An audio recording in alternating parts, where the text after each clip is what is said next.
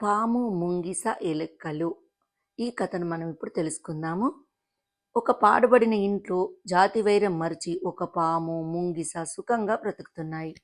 ఆ పాడుబడిన ఇంట్లో తిరిగే ఎలుకలని కష్టపడకుండా పట్టుకొని తినేస్తున్నాయి. కానీ ఒకసారి వాటికి దెబ్బలాట వచ్చింది. రెండూ పంతాలకి పోయి కలియబడి పోట్లాడుకోవడం ప్రారంభించాయి.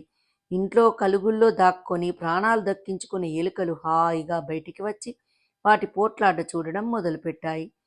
కొంత సమయం తర్వాత పాము ఆగి తమ చుట్టూ చేరి వింతగా చూస్తున్న ఎలుకలను చూసింది.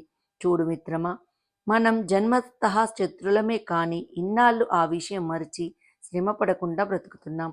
ఇప్పుడు చూడు, ఈ ఎలుకలు భయం లేకుండా మన చుట్టూ చేరి వింత చూస్తున్నాయి. మన మధ్యన ఈ పోరు మనకే నష్టం కదా అని హెచ్చరించింది పాము. అంతే, పోరు మాని రెండు చేతులు కలిపి ఎలుకల మీదికి హాయిగా దాడి చేశాయి. నిజమే, శత్రుత్వం మాని ఏకమైనప్పుడే కదా గెలుపు వచ్చేది.